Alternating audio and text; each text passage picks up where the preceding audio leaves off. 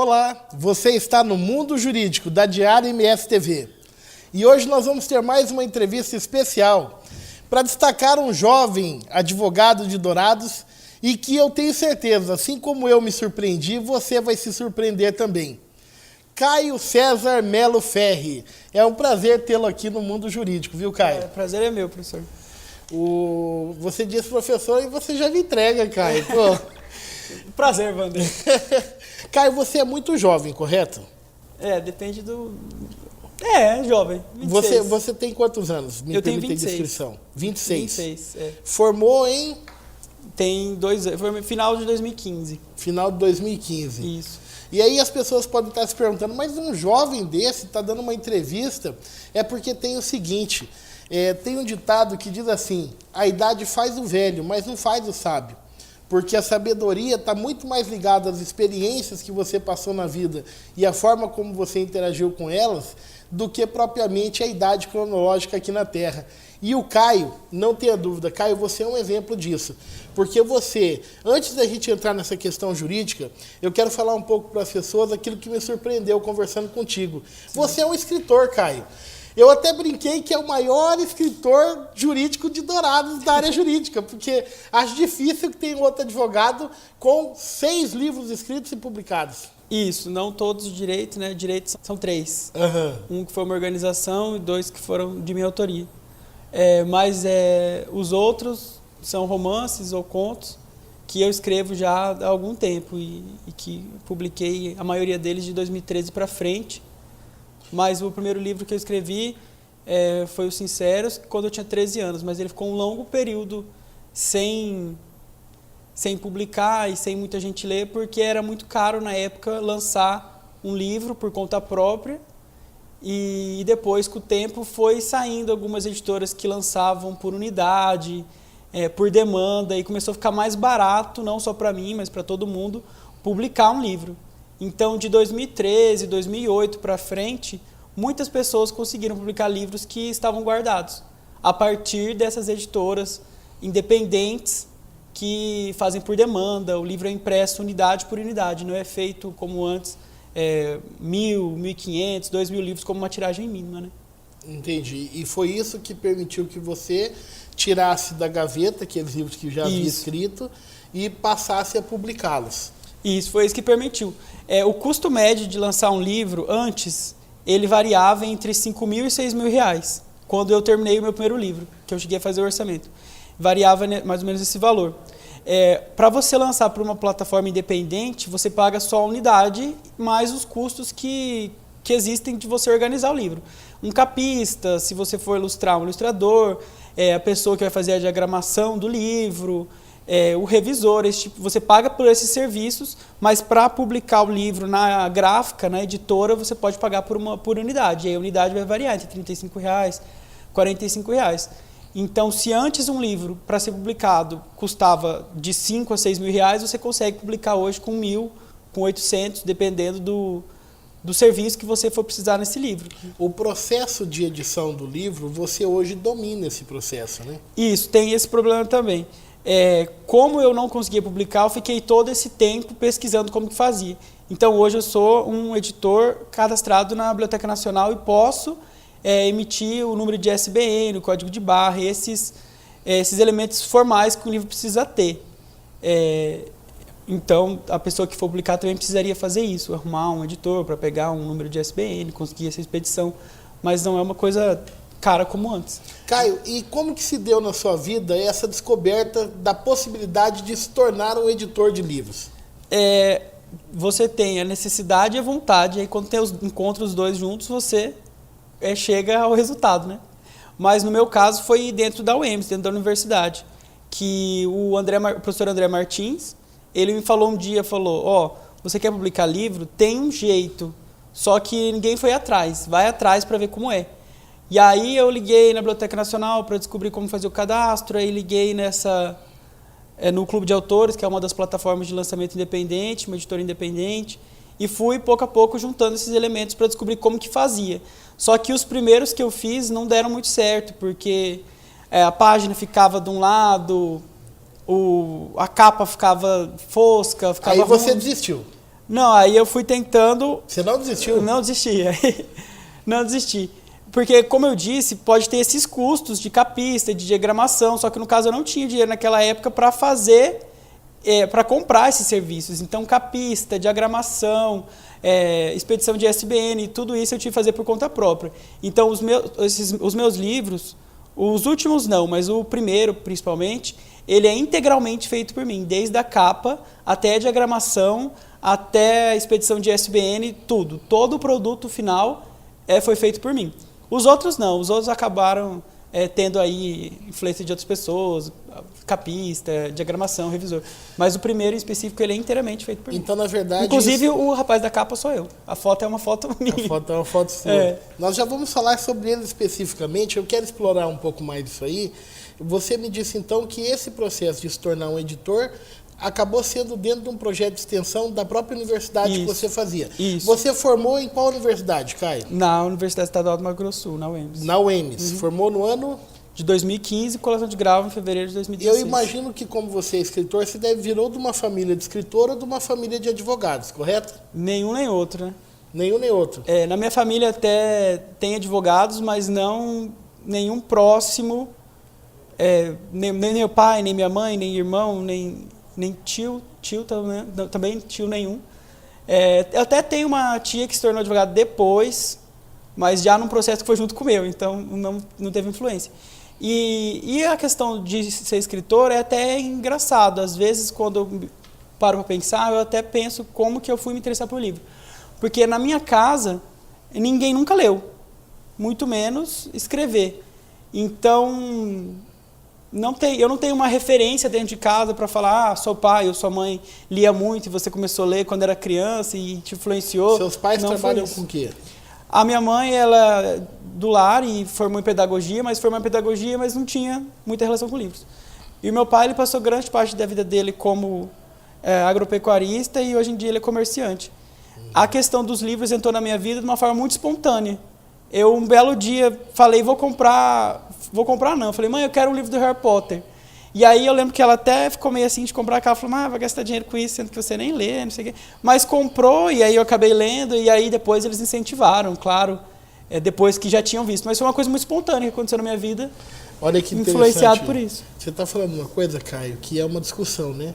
Será que essa literatura infanto-juvenil midiática, Harry Potter, vamos pensar em outro, Senhor dos Anéis... A questão do Senhor dos Anéis e do Harry Potter, tudo bem, tem essa polêmica, mas no caso, quando eu comecei a ler Harry Potter, ainda não era uma questão midiática. A maioria das pessoas que começaram a ler Harry Potter, na verdade, não foram produto do Harry Potter comércio que existe hoje. Não que eu esteja criticando isso, acho que tem que ter esse comércio mesmo. Inclusive, parques do Harry Potter, hotel do Harry Potter, tudo que tiver. E se eu tiver dinheiro, eu vou fazer e vou comprar, porque eu quero mais dar meu dinheiro para eles mesmos, desde que eles façam, traga a minha fã de volta. Mas, enfim, eu e a maioria dos leitores do Harry Potter não estão inseridos nesse contexto. Aliás, esse comércio veio, eu acho que para eles, né? Para a minha geração. Quando eu li o Harry Potter, não tinha nem finalizado ainda todos os livros, estava no segundo livro.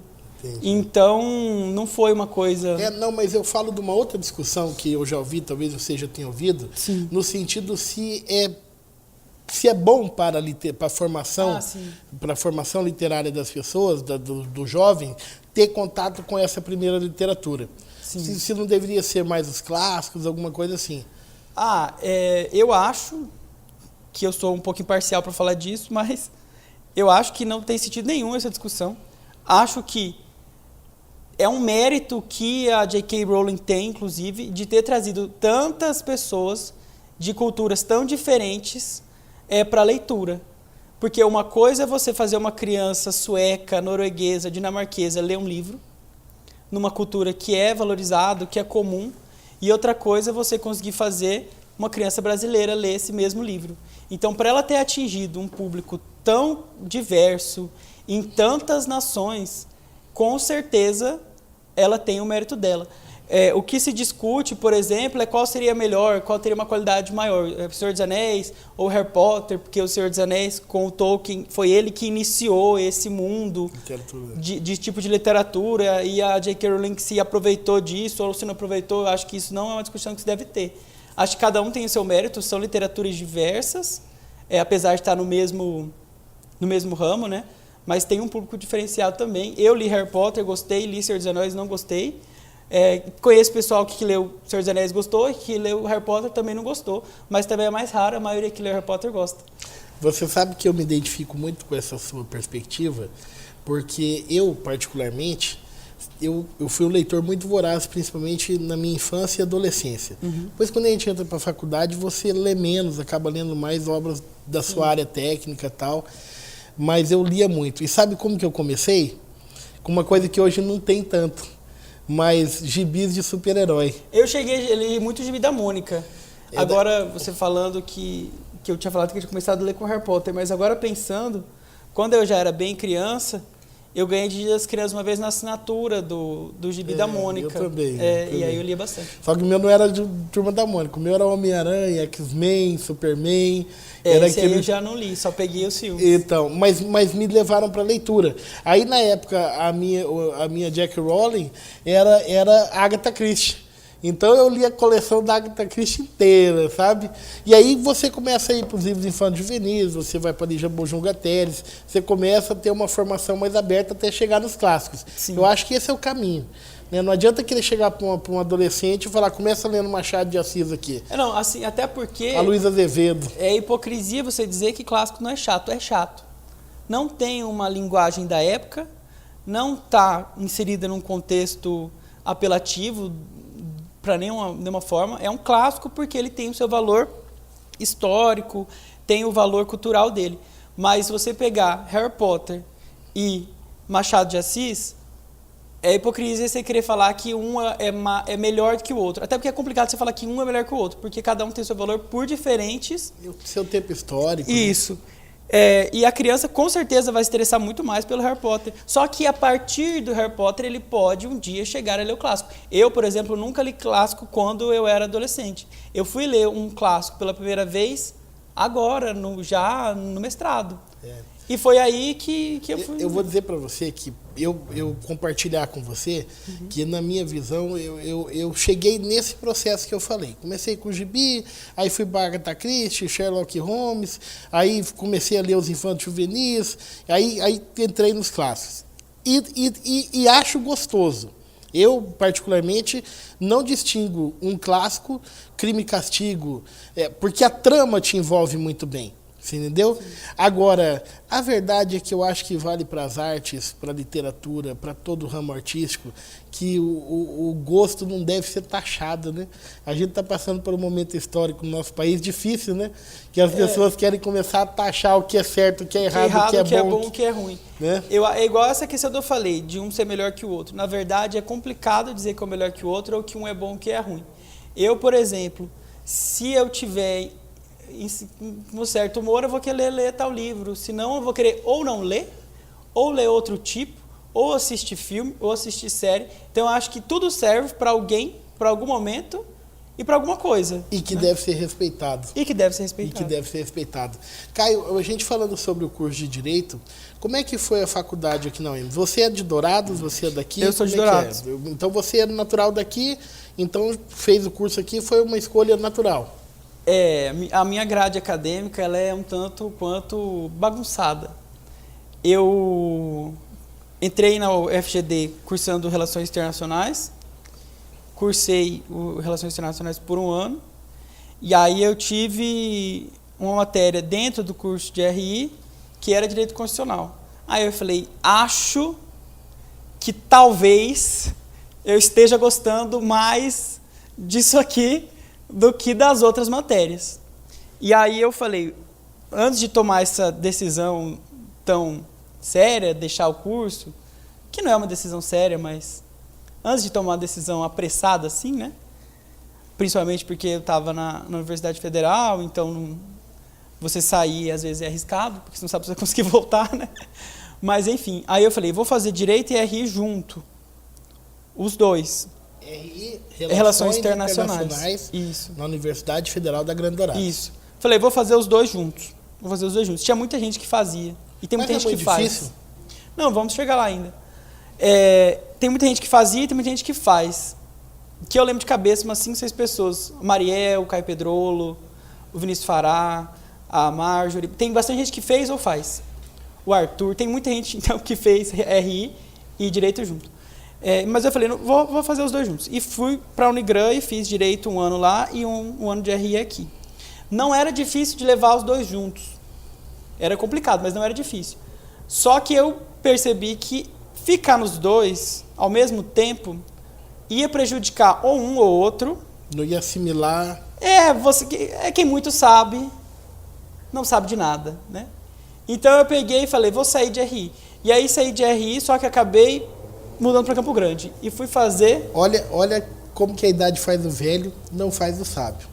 Quem muito sabe, não sabe de nada. A gente tem que ter humildade que até a morte a gente está aprendendo. Não é verdade? E aí fui para Campo Grande, fiquei um ano lá e fiz o segundo ano de Direito lá. Voltei para Dourados porque eu tinha feito a prova do Enem para transferir da Uniderp, que eu fazia em Campo Grande, para o FMS em Campo Grande. Só que aí, quando saiu a minha nota, ela não dava para o FMS e, por algum motivo, dava na UEMS, tanto de Dourados quanto na UEMS de Naviraí. E aí a dúvida era se ia para Dourados ou Naviraí, e não fazia sentido nenhum ir para Naviraí. E aí voltei para Dourados e fiz na UEMS e acabei concluindo lá.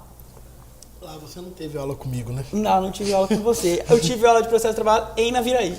Porque aí tem aquela questão que a gente tem lá na UEMS, né? Das matérias Chocou que tem que fazer, tem que ir para Naviraí. Olha só. E aí eu e a Amanda para Naviraí toda quinta-feira. Mas a Amanda estudou comigo, né? A Amanda estudou, mas eu não lembro qual matéria que ela fazia lá. Na faculdade você se torna editor de livros. Isso. O professor André Martins. Isso. O professor André Martins, ele tinha tentado lançar esse projeto, um projeto de publicações, em outros anos. Mas o que acontecia? Geralmente ele pegava esses alunos, acho que muito perto de formar, e aí acabava, e a pessoa saía e acabava não dando andamento. Até quando ele foi me falar, ele me falou meio sem esperança. Tem lá para você começar a mexer, a gente pode fazer. E aí eu fui lá, falei com a Luz, aí deu certo, e o projeto continua ativo ainda, é um projeto continuativo. Eu já não estou tão mais inserido, mas ainda estou no conselho editorial do projeto, e ainda ajuda a Lourdes. A Lourdes assumiu grande parte da parte que era minha, ela faz quase tudo. Mas de vez em quando ela ainda vai no escritório para a gente dar umas... E o professor André Martins, ele é um precursor, né? O professor André Martins, ele sempre fomenta publicações, Arandu. O professor André Martins, ele é muito pessoal nas questões, isso é um elogio, né? Porque muitas vezes um projeto, por exemplo, precisa ser aprovado e para pegar verba tem toda uma complicação normal e burocrática de uma universidade. E muitas vezes ele falava, não, se a gente for fazer, vai demorar. Quanto que custa para fazer o cadastro da coisa? Tanto. Então deixa que eu pago para fazer. Porque ele também tem essa ansiedade de querer ver logo, né? Teve um jornal também que foi lançado por ele, dentro do curso, depois acabou não tendo continuidade, mas foi a mesma história. Ele não conseguiu fazer o projeto, ele falou, não consegui fazer o projeto, quanto que custa fazer esse jornal? Vamos fazer, se tiver gente para fazer, financiar, eu financio. E vai fazendo assim. E André, você vai vir aqui no Mundo Jurídico falar comigo. Nós precisamos contar a sua história. Eu posso testemunhar, porque eu sou colega do André na Universidade Estadual.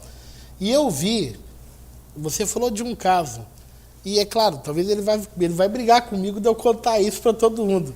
Mas eu vi o André Martins, o professor André Martins, com um desprendimento tal de pegar parte do seu rendimento e investir na melhoria, por exemplo, de ambientes onde os acadêmicos têm que estudar, onde os professores têm que ficar, inclusive com nota fiscal, mostrando onde ele estava aplicando o dinheiro dele em favor do público.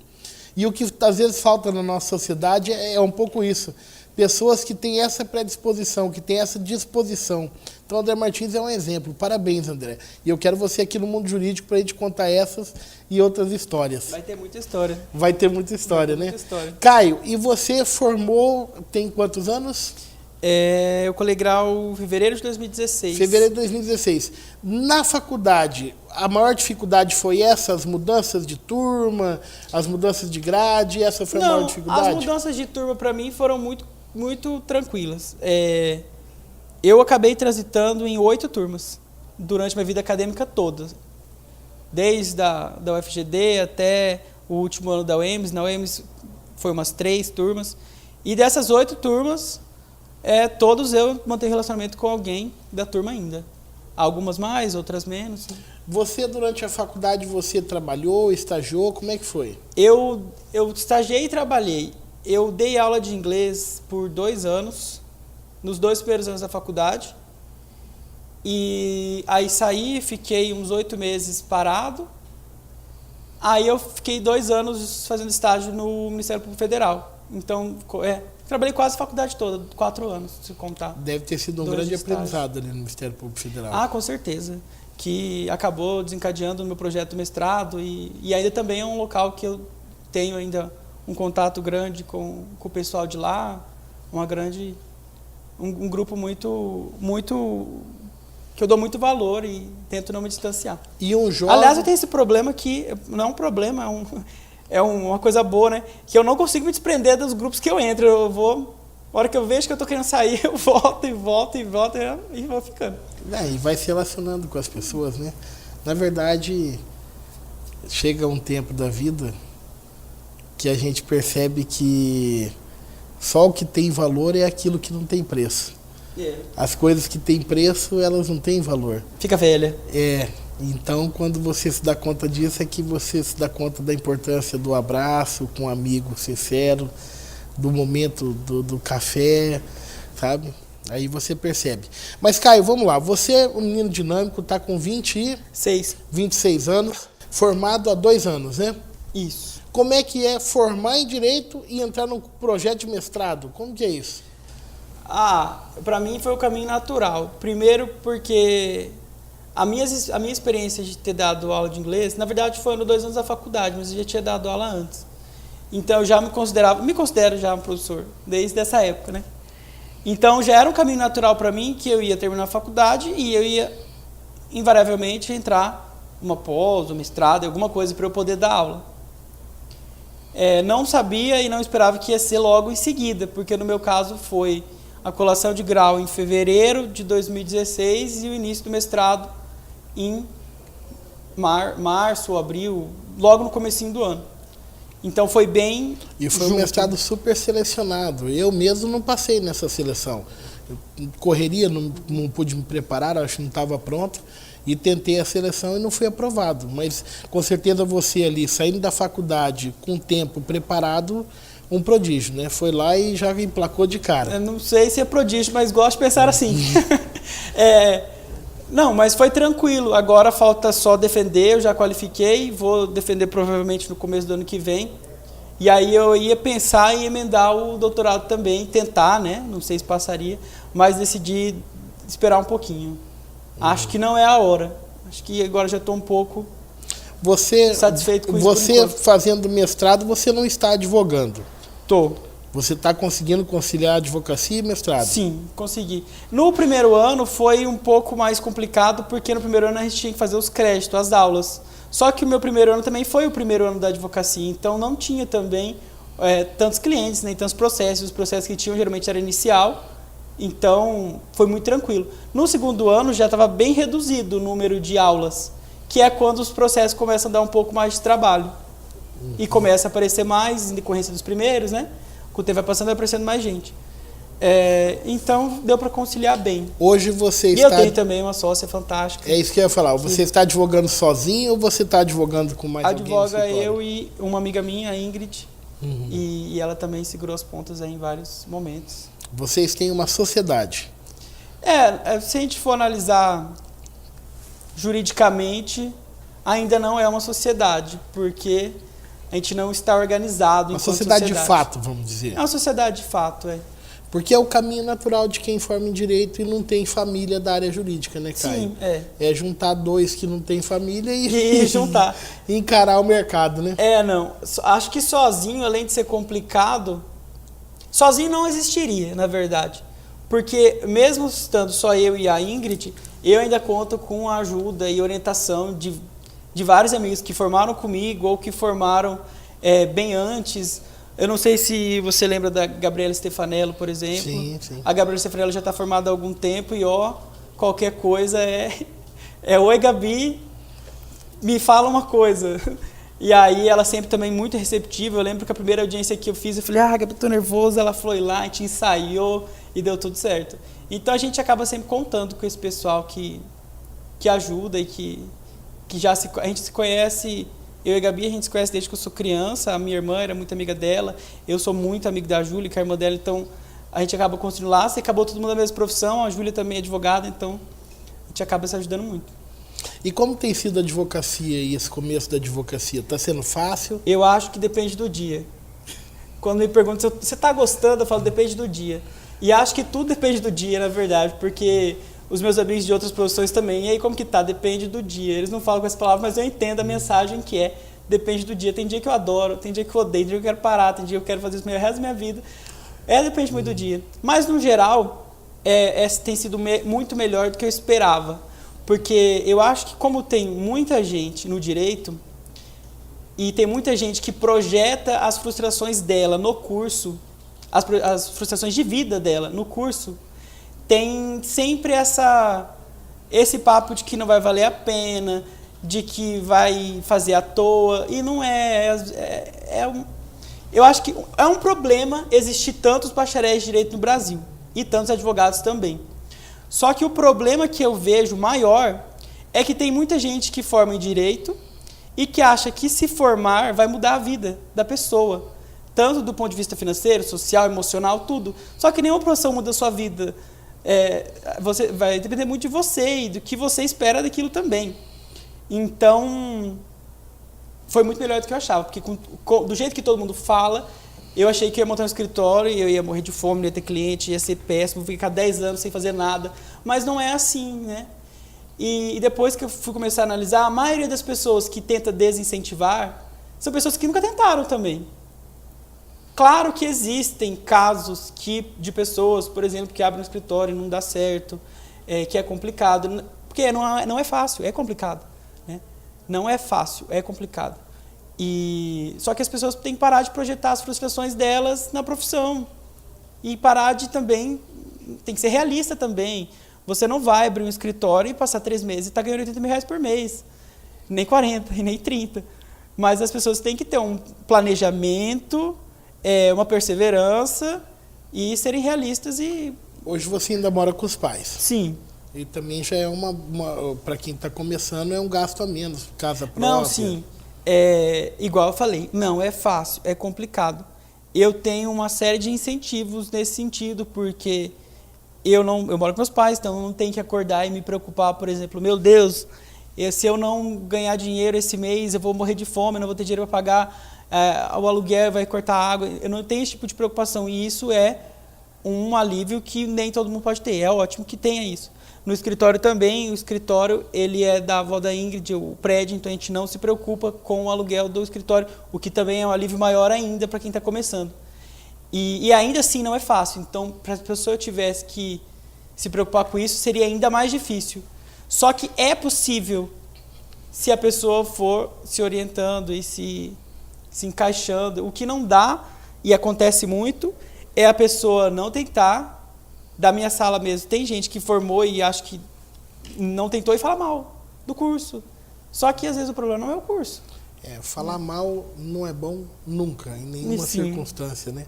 Mas você citou um exemplo aí, eu vou querer que você feche seus olhos e tente se lembrar. Certo. Falou assim, tem dia que é muito ruim. Vamos deixar esse muito ruim de lado. Uhum. Que dia que é muito gostoso? O que acontece que você fala, nossa, esse dia foi maravilhoso? Eu acho que eu gosto das coisas parecerem fazer sentido. Então eu fico feliz e fiquei, às vezes, dos dias que eu fiquei mais feliz, foi quando eu vi que fez alguma diferença o que eu fiz. Você foi e você vê que a pessoa fica satisfeita com o que você fez, ou que sai uma decisão, acho que ligar para o cliente para avisar que sai uma sentença favorável, por exemplo, os dias mais felizes. Os dias mais felizes, né? E nem é do ponto de vista financeiro, porque geralmente o dia que sai a sentença não sai o ganho, né? Você quer saber um dia que é um dos melhores dias?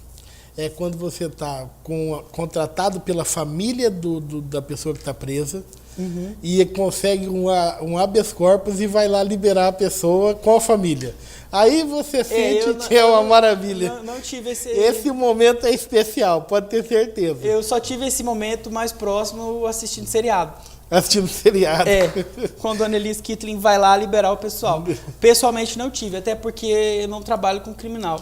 E eu ia mesmo fazer essa pergunta para você, Caio. Você novo, advogado, você está buscando uma especialização, você está atendendo o que aparece, como que está sendo? Eu ia fazer uma especialização em Direito Constitucional antes de fazer o mestrado, mas como eu entrei no mestrado, posterguei esse plano, né? E o mestrado é em Fronteiras de Direitos Humanos, que tem um viés mais teórico do que prático, e que não é útil de fato para o mestrado. Não é útil de fato para o mestrado do ponto de vista... mas para a formação humana pensando excelente. Agora é sim, porque a minha dissertação fala de direito constitucional material, formal e poderes implícitos, enfim, faz sentido. Mas depois que eu terminar isso, eu gostaria de focar mais em direito civil, mas com uma forte influência do direito constitucional, que no final das contas é o que me fez ir para o direito, né? Sair de RI lá para ir para o das aulas direito. de RI, isso. Né? Bom, se você gosta de Constituição, você deve estar muito feliz, né? Porque a nossa Constituição tem sido respeitada. Vamos falar desses livros, Caio. Aqui estão todos os seus livros. Isso. Qual o primeiro? Eles estão em ordem aqui, o primeiro. Sinceros. Isso. Esse é o primeiro livro publicado ou é o primeiro livro escrito? É o primeiro livro publicado e escrito. Primeiro publicado e escrito. Esse aqui é o que eu fiz inteiramente. Tudo que você vê aí, fui eu que fiz. E está muito bem feito, eu posso atestar que... Só que, olha, Caio... Essa foto não foi eu que tirei, essa aí não fui eu. Tem uma coisa... Essa aí foi meu irmão. Essa é você? Sou eu aí. Tá muito novo aqui, hein? Aqui tá condenando, olha só, o tempo tá passando também, né? Passa para todos nós. Me conta, Caio, qual é a trama desse livro, Os Sinceros? Vamos falar sobre o primeiro livro do Caio. Uma coisa, todos esses livros podem ser adquiridos por quem queira, né? Todos podem. No Como site, é que funciona? Numa plataforma do Clube de Autores, que é a loja do Clube de Autores, que é a plataforma de distribuição desses livros. É só ir lá, digitar o nome do livro, digitar meu nome, assim como faz em qualquer site. E a pessoa pode adquirir. Então, Sim. nós estamos falando sobre livros que estão no mercado. Sim, então, vamos esclarecer bem para que as pessoas... Inclusive, esses livros eu achei, porque em tese, eles só são vendidos online. Só que tem um amigo meu que ele falou que já encontrou para vender em livraria. Olha que legal. Lá em São Paulo. Então, eu não estou sabendo, mas tem aí não em tá lojas físicas também. Não está vindo os royalties para você, não? Não está vindo os royalties, mas está à venda nas lojas. Olha só, é um dos problemas da autoria. Mas nenhum desses livros tem direitos autorais. Todos estão sem direitos autorais. Eu não ganho nada na vida deles. Porque como essa plataforma ela faz por unidade, o preço de custo dele já é o preço de custo do que o livro costuma custar. O preço de custo desses livros é R$35, R$40.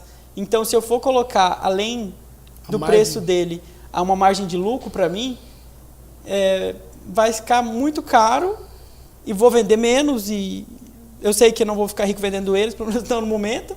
Então, eu prefiro não ganhar nada para que eles fiquem mais baratos e para que mais pessoas comprem. É um filho que você quer que ganhe o mundo, né? É um filho que você quer que ganhe o mundo. Eu já tive a pretensão, o sonho, principalmente com os Sinceros. Porque os Sinceros eu escrevi ele muito novo. Então eu achava que a minha profissão ia ser escritor e que eu ia ser o próximo Harry Potter. Que os Sinceros ia ser o próximo Harry Potter. Tanto é que quando eu escrevia ele, eu tinha medo do meu computador ser hackeado. E por isso todo dia eu apagava do computador e salvava num disquete ou num CD. Na época já era CD, eu acho.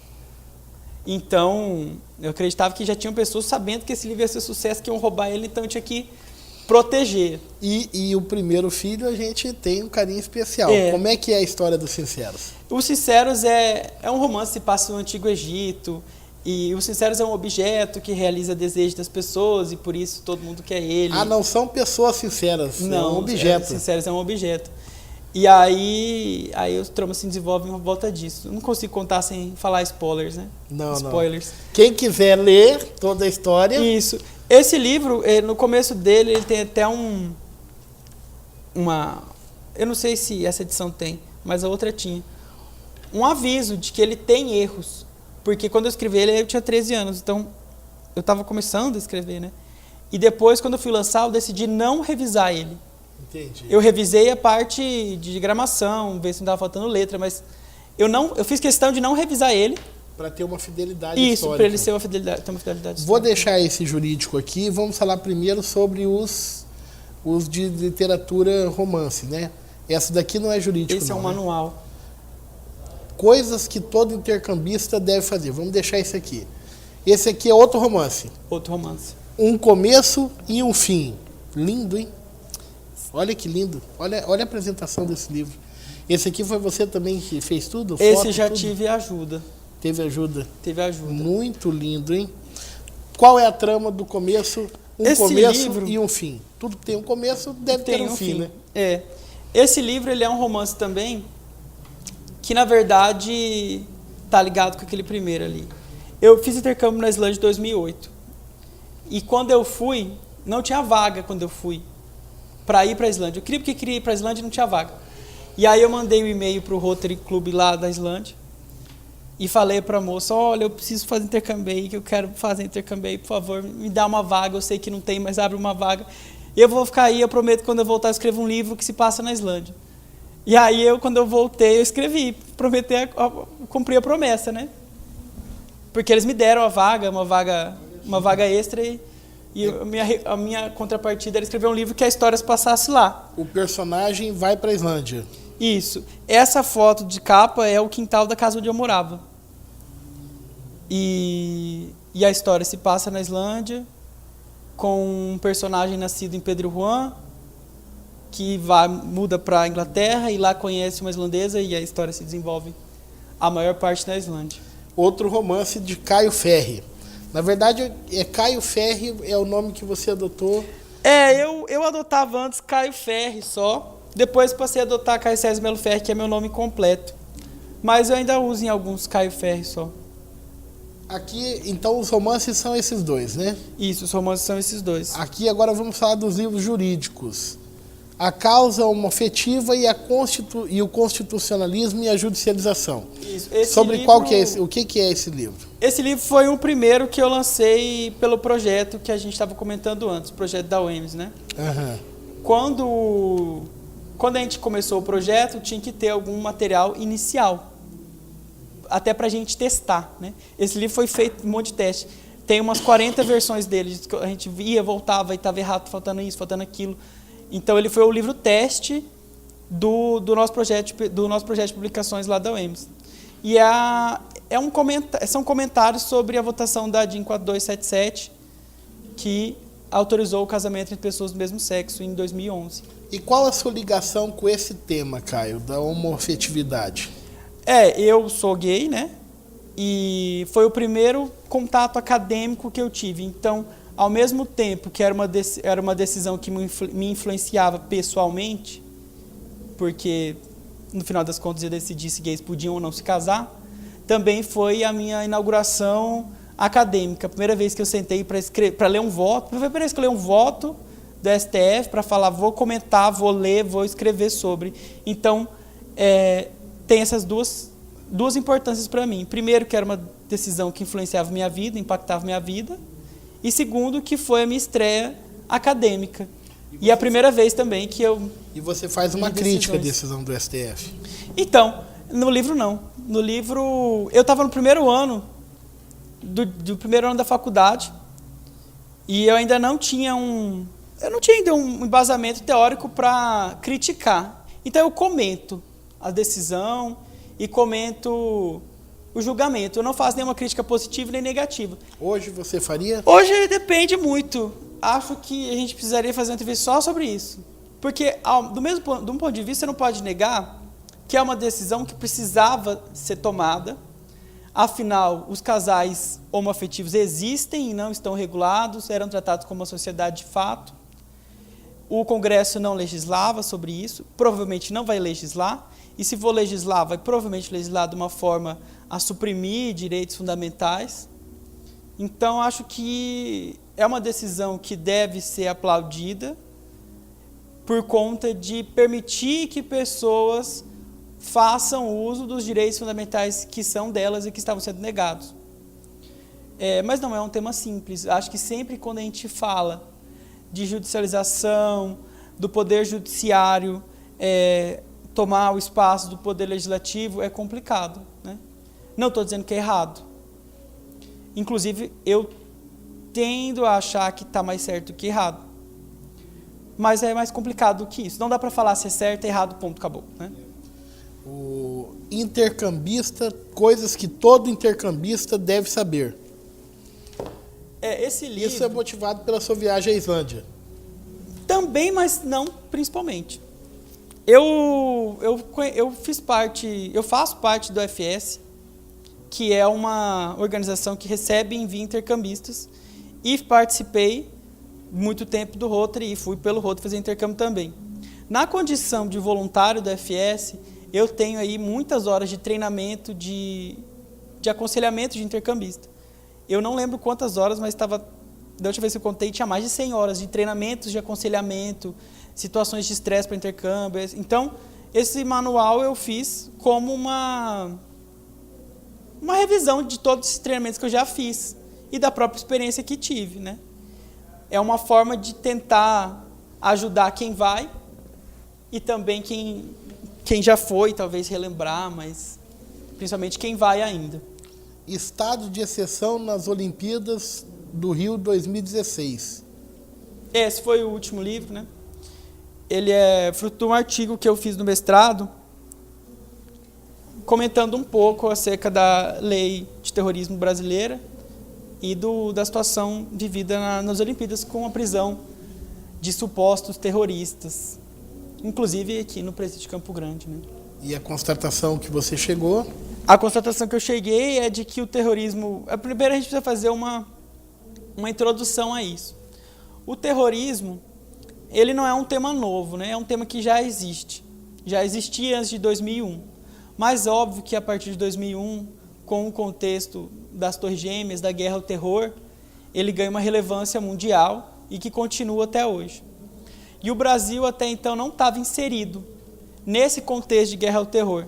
Tem vários países que sofreram com o terrorismo ou foram inseridos nesse contexto a partir de 2001. Mas o Brasil, só com as Olimpíadas, por pressão principalmente dessas organizações internacionais que estavam envolvidas nos Jogos Olímpicos, Copa e principalmente as Olimpíadas, eles inseriram o Brasil nesse contexto.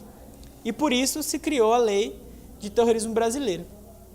Só que essas leis, tanto no Brasil quanto nos outros países, elas frequentemente são utilizadas de uma forma desvirtuada e acabam passando por cima de direitos sobre essa justificativa e alegação de que é necessário. A gente voltando na Islândia ainda, em 2008, por exemplo, em 2008 a Islândia sofreu uma recessão econômica muito grande, os bancos faliram e tinha muita gente com dinheiro preso em bancos da Holanda e do Reino Unido. E naquela oportunidade, a Islândia, enquanto país, decidiu que não ia pagar e que também não era para pegar o dinheiro de... Eu estou explicando de uma forma reduzida, a história é mais complicada, mas basicamente é isso. E a Islândia falou que não ia pagar essa dívida, e o Reino Unido, para poder pegar dinheiro de nacionais islandeses que estavam em poupanças no Reino Unido, se valeu da lei antiterror britânica para fazer isso. Então, ao longo da história dos países, é frequente o uso da lei antiterror para fazer terror. E no Brasil não foi muito diferente. Com a prisão desses supostos terroristas, as pessoas passam a pensar assim, é terrorista, não vou preocupar com ele. Aliás, as pessoas já têm essa visão com quem comete crimes. Cometeu o crime, não quero saber. Pode fazer o que for, não tem direitos, é o homo sacer. Só que os terroristas ainda é pior, porque é um crime da moda, é um crime que já liga, já faz uma relação com muita gente morrendo, com coisa ruim, coisa terrível. E é na hipótese dessas pessoas que foram presas, acusadas de terrorismo, elas ficaram incomunicáveis por meio de uma portaria. Se impediu que os advogados conversassem com eles, que eles ficassem por uns dias aí depois teve mais... A OAB teve que intervir no Isso, ao meu ver, tardiamente, mas foi a única que interviu quando, né, tantos outros atores deveriam ter intervido. Por exemplo, a Defensoria Pública, o Ministério Público Federal. Ainda que tarde, mas foi a primeira a intervir, né? Ainda que tarde foi a primeira. Caio, e Deixe-me Morrer Antecipadamente. Esse livro é jurídico ou é um romance? Esse livro ele é interdisciplinar, mas ele não é um romance. Esse livro, na verdade, a gente tem que fazer também uma introdução. Todos os meus livros, diretamente ou indiretamente, lidam com a morte. Os Sinceros lida com a morte. Esse aqui, o começo e o fim. O fim é a morte. Depois, na história, é explicado melhor. Tem um outro conto, que é o Ter Te Conhecido Antes Que Partisse, que acabou gerando uma parte do começo e um fim, que também lida com a morte. Então, todas as minhas histórias, de certa forma, lidam com a morte. E a morte também é uma questão jurídica importante, nem sempre trabalhada. E então, esse livro foi resultado disso, de uma vontade que eu tinha de falar sobre a morte do ponto de vista teórico. E ele é um livro interdisciplinar que tem visões de psiquiatras, tem visões de advogados, de sociólogos, sobre temas relacionados com a morte. Deixe-me morrer, morrer antecipadamente, é uma referência ao suicídio assistido, principalmente, né, que eu defendo, e que outros autores no livro não defendem. Por exemplo, o Gustavo Carneiro, que é o médico, ele não defende. Ele acredita que o médico não tem que fazer parte desse processo. Dessa escolha. Isso. Então, nós temos aqui 6 livros. Caio Meliferri, ou Caio Ferri, como você gosta de assinar os seus livros. Depende do dia. Depende do dia. Caio, mas você agora vive um novo momento na sua vida. Você, até falei, vão acusar a gente essa entrevista de nepotismo, porque nós estamos aqui... Mas é um favorecimento lícito. Não é lícito. E também não é com dinheiro público, né? E nepotismo por quê? Porque nós estamos no mundo jurídico da Diário MSTV. E o Caio está no momento da vida dele de um desafio novo. Qual que é, Caio? Eu assumi a coluna em AI, né? Aqui do Diário também, que aparentemente está dando certo e vai continuar. E a minha primeira experiência como colunista também. Eu já tinha escrito para jornal. Em AI é uma gíria gay, né? Significa IAI. Tem vários outros. Na coluna, os textos, geralmente, eu tento utilizar alguma ou outra para ser coerente com o título da coluna. Então, hoje o Caio Ferri, ele é advogado, mestrando e colunista da coluna Inhaí no Diário MSTV. Isso. Que legal, hein, Caio? E que voluntário exemplo, da FIES, que dá trabalho também. E voluntário da publicação de livros. Não, mas, Caio... a publicação de livros também. Eu tenho muitos trabalhos voluntários. Eu até falo que se todo trabalho voluntário que eu faço fosse me pagar, eu já estava vivendo muito bem. Uhum. Mas são coisas que eu não consigo parar de fazer. O voluntariado, então, vamos falar um pouco sobre isso. O voluntariado. Eu comecei a trabalhar como voluntariado em 2006, no AFS. E desde então eu acabei participando de vários outros programas voluntários. E engraçado, quando eu penso racionalmente, eu sempre penso em parar, mas nunca consigo. Né? Então, porque eu penso, nossa, estou perdendo muito tempo com tal coisa e não está tendo retorno financeiro nenhum. Aí eu penso, vou sair. Eu falo, não, mas vou ficar. Você sabe que eu tive um momento histórico da minha vida que algumas pessoas chegavam e falavam, mas para que você está mexendo com isso aí? Você está perdendo tempo. E que besteira é essa? Envolvimento de classe, sabe? Atuações envolvendo de classe. E aí você passa por situações que às vezes te constrangem e tal, mas depois eu lendo alguma coisa, eu não vou me lembrar o nome do autor, mas ele fez uma pesquisa, ele escreveu um livro assim, ele pesquisou várias pessoas que estavam perto da morte, já em estado terminal e tal. E aí colhendo do que era o mais importante que elas deixavam como mensagem da vida. E sabe qual é o principal item? Qual? O relacionamento humano. Você pode viajar, Caio, para a Islândia, você pode viajar para a França, exceto em casos como intercâmbio, que você vai com uma galera ou vai já com um propósito, se você não tiver acompanhado de alguém, a viagem não tem graça. Ah, sim, com certeza. Não tem o sabor, não tem a cor da vida. Então, na verdade, a gente vive numa sociedade extremamente materialista, que quer ver o imediatismo, o pragmatismo, o retorno econômico de tudo que se faz. Sim. E quando muitas vezes o que a gente faz porque a satisfação não é econômica, não é material. Sim. A satisfação é de estar perto do próximo, ajudando, sabendo que você fez algo na existência, que você marcou a vida de alguém. Isso não tem preço, isso tem valor. Falando em morte ainda, tem uma médica escritora, eu não vou lembrar, Quintana, o sobrenome dela, mas não vou lembrar agora o nome do livro. Mas o título é também Morrer é um dia que vale a pena. A morte é um dia que vale a pena, morrer é um dia que vale a pena, alguma coisa assim. E tem uma entrevista dela recente que ela fala que quando a gente estiver muito preocupado, sem saber o que fazer, você pega um papel e escreve as 5 maiores preocupações que você está tendo naquele momento da sua vida. Financeiro, briga familiar. Você coloca os 5 maiores problemas que você tem. E aí do outro lado você coloca que você vai morrer essa semana. E você decide o que vai fazer com essa informação. Os 5 maiores problemas e a informação que você vai morrer essa semana. Que aí é, segundo ela, da experiência que ela tem. Você prioriza outras coisas. Que a experiência dela é trabalhar com pessoas. A especialidade dela, não lembro qual é exatamente, mas são cuidados paliativos, então todos os pacientes dela invariavelmente vão morrer. A questão é o tempo e a dor que eles vão sofrer. Mas essa experiência que ela tem fez ela pensar sobre a vida de uma forma muito diferente. Caio Ferri, escritor de livros, colunista, mestrando, advogado. Acho que tá bom, falamos bastante? Tá ótimo. Mas tem uma surpresinha aqui, Caio. É? No mundo jurídico, ninguém sai sem tomar uma apertada. Ixi, vai lá. Então eu vou olhar para minha TV aqui agora e nós vamos ver que tema que vai cair para você. Certo. Vamos lá? Cura gay, Caio. Cura gay. Cura gay. O que o Caio Ferri fala sobre a cura gay? Você está querendo se tratar ou não? Fala para mim. Esse sorteio aí, ele foi meio furado. Você vê que é tudo tecnologia. Não tem nada. Certo. Não tem nada. É tudo tecnológico. Entendi. Eu não tenho controle nenhum sobre esse processo. Você sabe que eu acho que a Mega Sena e a Loto Fácil é mais ou menos assim que funciona? Mas a cura gay... Não, vamos parar com a brincadeira e vamos falar sério. Vai lá. A cura gay, primeiro que foi o tema da última coluna, né?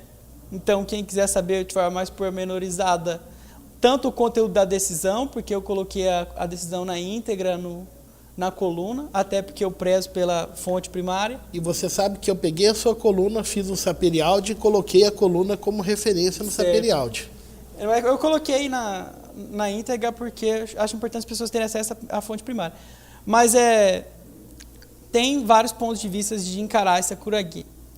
A primeira, analisando a decisão, e que é o que eu acho que é mais preocupante, que é um poder que o Poder Judiciário tem, mas está sendo mal utilizado nesse caso. Porque você desconsiderar a resolução do Conselho Federal de Psicologia é você infantilizar os psicólogos, infantilizarem o debate que eles tiveram e desvalorizar o que profissionais da área, depois de pensarem sobre o tema, decidiram como certo. Porque eu posso ter várias opiniões sobre o que é certo ou errado na psicologia, mas é muita prepotência minha eu achar que eu, sozinho, nem psicólogo sendo, conseguir chegar a uma conclusão melhor do que um conselho reunido depois de discutir e debater esse tema e pesquisar sobre o tema, chegar, né? Claro que conselhos podem fazer decisões erradas também, né? Afinal, são humanos. Mas nesse caso em específico, já era uma coisa debatida, muito debatida, até por conta da polêmica que envolve. Sem contar que no resto do mundo também se debateu isso. No resto do mundo se debateu, a Organização Mundial de Saúde decidiu que não era doença já em 91, então não é uma coisa que não foi debatida, é uma coisa que foi debatida e chegou a esse sentido. E o outro problema é a sutileza que isso foi adotado, porque você pensa assim, mas a cura gay é só para quem quer ser curado, é quem quer procurar essa cura e não consegue. Então você está impedindo que quem não quer mais ser gay vai ser obrigado a ser agora. Só que a questão não começa aí. A questão começa em por que alguém vai ter esse interesse em procurar a cura gay, se não por conta da pressão social e do histórico de preconceito que sofre. Eu acho que você falou que lia os gibis, né, do X-Men. Quando fazem o filme que tem a cura dos mutantes, isso fica muito claro. Que os mutantes que estão lá na fila para a cura não são pessoas que querem deixar de ser mutantes. São pessoas que desistiram de resistir. De resistir à pressão. Desistiu de resistir. Então, quem que vai procurar uma cura gay vai ser isso também. Vão ser pessoas que desistiram de resistir ou que nunca resistiram porque não querem resistir. Mas não é que não querem resistir porque não querem ser gay, porque não querem ver nessa sociedade de repressão. Tem outro ponto que eu acho que é um pouco mais complicado, que é você pensar em alguém que tem uma fé muito forte e ele não quer ser gay porque aquilo viola a fé dele, né? E com todo respeito a quem tem uma fé que é contrária a isso, assim, a quem tem uma fé que sinceramente é contrária a isso. Porque a religião que mais se tem são pessoas que usam argumentos religiosos para... Aliás, que mais tem não, tem alguns. Tem alguns que se usam de argumentos religiosos... É que o mal aparece tanto que a gente mas a maioria é boa. O mundo é composto de mais pessoas boas e de bons propósitos. Isso, então eu acho que assim, quem sinceramente, por motivos de convicção religiosa, quer deixar de ser gay, pode ir num pastor, pode ir num padre e pode ir num psicólogo e expor essa vontade dele. Mas não se submeter a um tratamento psicológico com esse fim. Porque já se decidiu que esse tratamento psicológico, não tem efeito prático. Não existe. Ele não tem um efeito prático. 2, que a própria tentativa de tratamento causa doença. Porque você vai tentar curar uma coisa que não é doença, que não vai ter um resultado prático. E essa tentativa desgasta o psicológico da pessoa. E isso já foi provado. E tem o problema também da imposição, né? Porque a partir do momento que se vende a possibilidade de uma cura, quantos vão ser forçados a ter que ir por imposição familiar, isso e aquilo? Acho que isso também é uma coisa drástica, mas roda a TV. Olha lá, senador volta para o Senado. Quem que manda, Caio? Quem que dá a palavra final no Brasil? É o Congresso ou é o STF? Fala para mim. Eu acho que depende do dia. Assim, eu acho que a volta do Aécio, né? Ela é uma coisa que todo mundo já sabe, que a gente tem uma crise de representatividade, a gente tem uma crise moral no Brasil. A gente tem uma crise do brasileiro. O brasileiro está em crise. Por isso que o brasileiro não resiste a isso. Ele não se revolta contra isso. Porque ele é uma crise que... O Paulo Bonavides chama isso de crise do constituinte. Né? Que no Brasil a gente não tem uma crise de constituição. Igual você falou que, desses dias a Constituição sendo violada e tal. Não é uma questão da Constituição ser ruim. Para Paulo Bonavides é o constituinte que está em crise. É o próprio constituinte. Trocar a Constituição, né? Pelo amor de Deus. Não, se trocar a Constituição, vai continuar tendo a crise do constituinte. Ainda tem a ideia de que, a Constituição vai resolver. Não vai resolver, porque sempre vai ter alguém para aplicar. E esse alguém que vai aplicar vai sair da sociedade. Então, se você não tiver uma sociedade preparada para viver em um Estado bom, não tiver uma sociedade solidária, não tiver uma sociedade justa, você não vai ter um direito justo, uma aplicação da Constituição justa, proba. Não, porque a sociedade não é. Todas as instituições, o Senado, o STF, a Câmara, a repartição do município, do menor município e do maior município, todas elas são representações da sociedade. Então, enquanto você não inserir, por meio da educação, uma sociedade preparada, uma sociedade que enxerga a si, não vai mudar nada. As instituições são reflexos da sociedade. Esse mesmo tipo de coisa, se tivesse numa sociedade emancipada, consciente de si, não ia acontecer, porque estava impedido de acontecer. Acontece porque é uma crise do constituinte. A revolta social seria tamanha que impediria, né? Caio, eu acho que a gente chega caminhando para o nosso final, foi um papo muito legal. Prazer, e vamos estar se vendo sempre aqui no Diário MS, já que somos colunistas ambos aqui.